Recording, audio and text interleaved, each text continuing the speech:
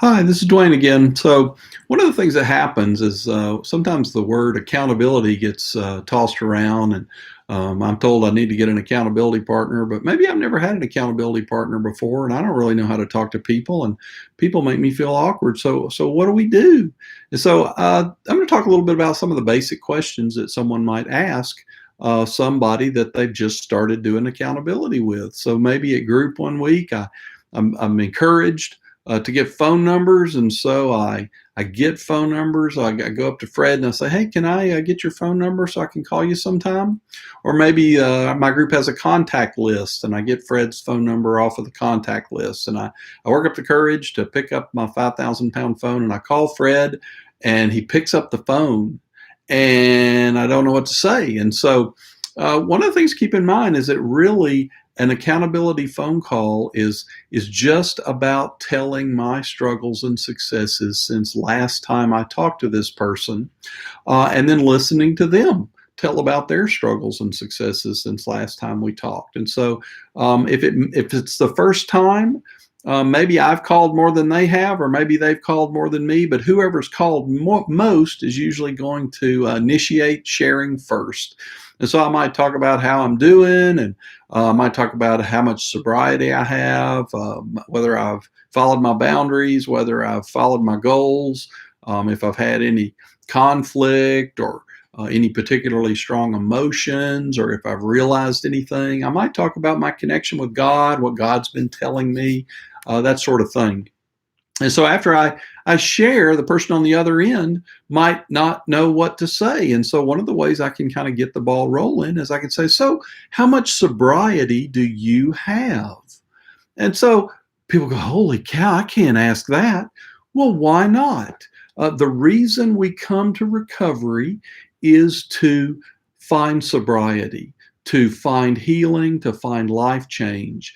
And what I really want, whether I realize it or not, is I want connection with other people.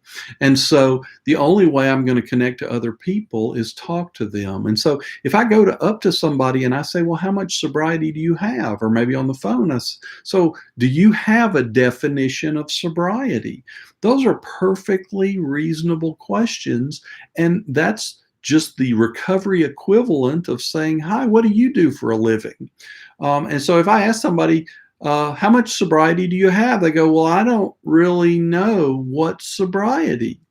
My follow up question might be, "Well, do you have a written definition of sobriety?" No. Am I supposed to? Always when somebody asks me what they're supposed to do, I'm never going to say, "Yes, you're supposed to have a definition of sobriety," or "Yes, you're supposed to whatever." Instead, I'm going to say something very non ownershipy from me. I'm going to say, "Well, it's your recovery. Why are you in recovery? What are you looking for?" And that can allow them to tell me their story. And from there, maybe it will become clear what their definition of sobriety maybe needs to be. But if they don't understand what a written definition of sobriety is, I might say, well, we have this plan. It's a written plan, and it has 3 sections. And one of the sections is a definition of sobriety. And basically, for me, that's the thing that I have to change, or else my life is a mess. And so I struggle with sexual addiction. And so for me, what that means is I cannot look at pornography or masturbate. So my definition of sobriety says I will not look at pornography or masturbate. Is there something in your life that's ruining your life that you need to not do that would maybe fit into a definition of sobriety? So those are typical, normal questions and conversations to have to help people realize, oh, recovery is a place where we talk about sobriety, and I can get clarity about what I'm trying to do in recovery by figuring out what my definition of sobriety is. So they might say, "Well, what do I have to write it down?" Go, well, no, you don't have to write it down. It's your recovery. But the reason I write it down is because it helps me remember what I've committed to. And it also allows me to hand it to my accountability partners so they can remember what I've committed to. And so that's why I have a written definition. It's not a requirement, but it helps me to have something in black and white. Because one of the problems is that some days I don't want to be sober. I want to break my sobriety and I don't want to tell anybody about it. But if I know that I have a definition in black and white that my accountability partner is going to ask me about, I know I'm going to have to choose to either lie to him or tell the truth. And so it helps me having a written definition to know what I'm going to have to confess to. So another question we might say is that say somebody says, well, my struggle is anger. And so I guess my definition of sobriety is I will not be angry. Is that a good one? And I'm not going to say whether it's a good definition or not. But what I'm going to ask is I'm going to go, well, so how do you measure that? How do you know whether you're angry or not? And they'll talk about it and they'll say, well, maybe I don't know, or maybe I know I'm too angry if I do this. So one of the things I may ask somebody if they're trying to define their sobriety is that measurable? How will you measure it? And they say, well, why does measurability matter? I mean, do I have to be able to measure it? Well, same kind of thing. For me, I need it to be measurable because I tend to lie. And so if I don't have something written down and if it's not measurable, if my sobriety says I'll do better than last week, I can always convince myself that I did better than last week and convince myself that I'm not lying. But if my definition said I will not look at pornography, then I know whether I did or not. And so I know whether I'm lying or not. So it's a lot easier for me to be honest, which is what I want to be deep down, if I have something measurable. So, like, for example, one of the things I try to do in my goals is I try to read the Bible. Maybe I read the Bible 5 times a week because I'm afraid if I say 7 times a week, I'm never going to be able to do that because I'm really not that motivated. And so I give it a number so that I can tell my accountability partner whether or not I read the Bible 5 times this week. And so that way I don't say, well, I'm going to read the Bible more than usual. Well, what is more than usual? Because if last week I read it 7 times, but this week I read it 6 times, is that more than usual or not? But I can definitely answer that in both last week that I did 7 and this week that I did 6, both weeks I did 5 times. So it's really helpful for it to be measurable so that I know when I'm being truthful or not. And also sometimes it helps me to decide if I'm making progress, like phone calls. You know, I don't really like to make phone calls, but they told me that it helps. And so when I started out, I didn't want to make any, but I promised myself I would make 1 a week. And after I'd done that for like 6 months, then I added another one. And so now I'm doing 2 a week. It's still kind of hard, but at least I know I'm making progress. And at least I can tell my accountability partner whether I made my accountability calls or not and whether I followed my plan or not. So that's why measurable is helpful. So another thing is sometimes people make a plan that's too hard to follow. And so let's go back to the anger example. If somebody who struggles with anger says, I will not be angry, one of the things I may ask them and I go, is that doable? I mean, can you actually not be angry? And they go, well, I don't, probably not, but I don't know what else to put in my definition. Well, so is there something you know you do that's too much that represents your anger, some action you take?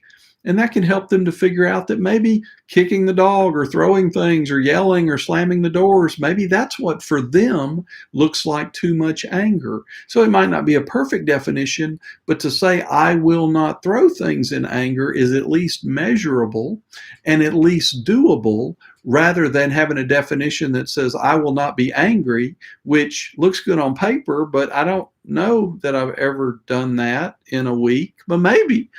So it's a lot more likely that I can tell whether I'm sober or not if I have a measurable or doable definition. Now, another thing that happens with plans is a lot of times we get a little too excited about plans. And I go, wow, this plan thing is working great. I mean, I haven't acted out in like 3 weeks and I just want to add everything to my plan. I've been really working on my golf score and I think I can bring it down one. So I'm going to put in my plan that I'm going to bring my golf score down one per round. And so the question I'm going to ask if somebody says something like that, I'm going to say, so is that relevant to your sobriety? And maybe it is. I don't think so. But there might be things that are relevant to some people, but not relevant to other people.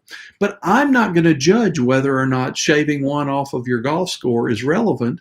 I'm just going to ask the question and let you decide if it's relevant or not. Just like I'm going to ask you the question if it's measurable and let you decide if it's measurable. And if you feel like saying I will not be angry is measurable and doable and relevant, it's your plan. And so I'll talk to you next week, and maybe next week you'll come back and say, I did it. I was not angry all week long. Or maybe you'll come back and say, yeah, that plan didn't work. I need to change it some. And so all of the stuff in our plan is meant to be measurable, doable, and relevant. So it's perfectly reasonable for me with a new person to go, if they give me a sobriety definition, I say, is that measurable? Is that doable? Is that relevant? Another thing that might happen is I ask somebody what they're going to do, and they go, well, what I usually do is blah, blah, blah, blah. And I go, well, how's that working for you? Well, not very well. I mean, I'm still angry and I'm still throwing things. And so I guess, well, have you been doing that? Well, yeah, I've been doing that, but I guess it's not working. Well, is there something that might work that's different from what you've been doing in the past? And so those are all normal questions that I might ask somebody on day one of an accountability call. And those are not invasive questions. Those are not too personal. And at no point in time was I giving advice. Now, in this video, some of the explanation I gave may come across as advice, but when I'm on the phone with somebody, I'm not going to tell them they need to change their definition of sobriety or their boundaries or their goals. I'm just going to ask them questions, and if they want to change them, they can. If they don't, they can. Because I own my recovery, I just walk alongside them as they learn to own and fulfill their own recovery. So those are just some thoughts on how to do accountability questions, particularly if I'm new to it or I'm dealing with somebody who's new to it. Have a great day. See you next time.